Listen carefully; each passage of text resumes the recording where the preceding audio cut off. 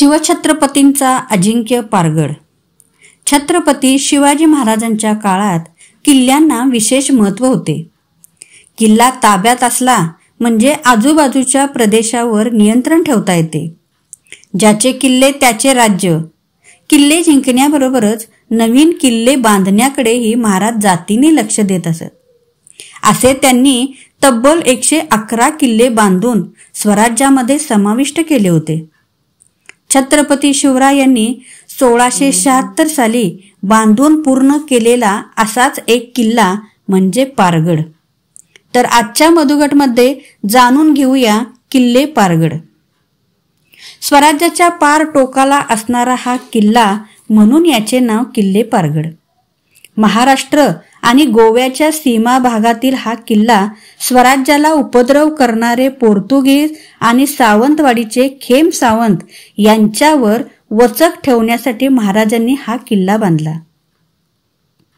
बेलाकडे, घनदाट जंगल आणि प्रचंड खोलदरी अशा नैसर्गिक संरक्षणाच्या कोंदणामध्ये हा गड आहे.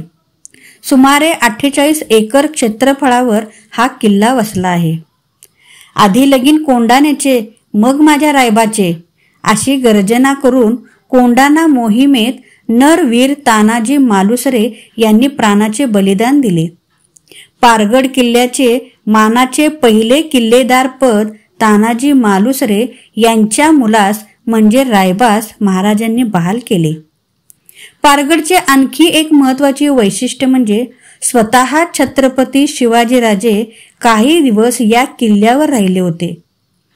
गड प्रवेशावेळी इथल्या मावळ्यांना शिवछत्रपतींनी आज्ञा केली, चंद्र सूर्य असेपर्यंत गड जागता ठेवा, गड सोडू नका. आपल्या महाराजांची ही आज्ञा आजवर त्या इमानी मावळ्यांनी आणि त्यांच्या वारसदारांनी मोठ्या निष्ठेने पाळली आहे. आजही पारगडावर गडकरांच्या वारसाचे वास्तव आहे. यामध्ये नरवीर तानाजी मालुसरे, शेलार मामा, तोफखाना प्रमुख विठोजी माळवे, घोडदळ प्रमुख नांगरे, झेंडे लावणारे झेंडे, गडकरी शिंदे या सर्वांच्या वंशजांनी हा गड जागता ठेवला आहे. 1689 साली शहजादा मुअज्जम आणि खवास खान यांनी 5000च्या फौजेनिशी पारगडावर हल्ला चढवला. मर्द मावळ्यांनी तो हाणून पाडला.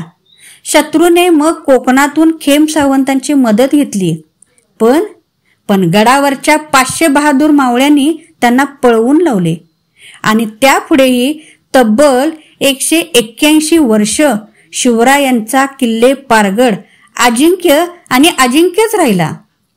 शत्रू त्यांच्या वाऱ्यालाही येऊ शकला नाही. ही गोष्ट आपणा सर्वांसाठी मोठ्या अभिमानाची आहे. किल्ल्यावर येण्यासाठी 2 वाटा आहेत. त्यापैकी पायथ्याशी 4 चाकी पार्क करून मोजक्या पायऱ्या चढून जाणे योग्य.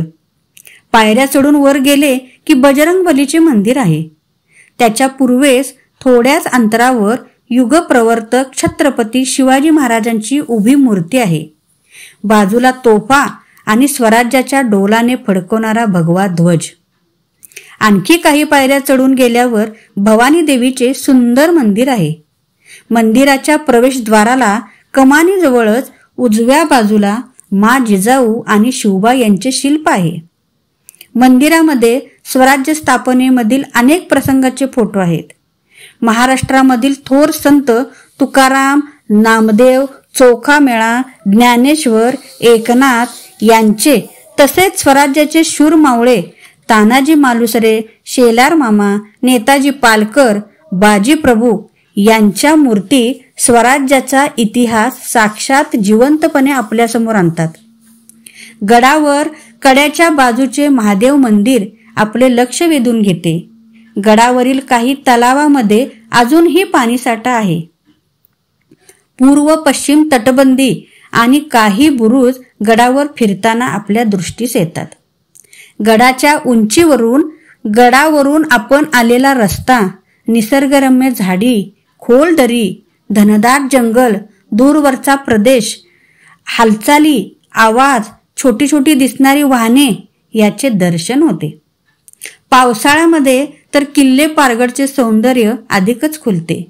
रयतेच्या राज्याची स्थापना करणाऱ्या शिवछत्रपतींच्या पदस्पर्शाने पावन झालेल्या, नेहमीच अजिंक्य राहिलेल्या किल्ले पारगडला आपण एकदा तरी नक्कीच भेट द्यावी आणि चंद्रसूर्य असे तो हा गड जागता ठेवण्याची त्यांची आज्ञा आजही पाळणाऱ्या गडकऱ्यांना मानाचा मुजरा करावा.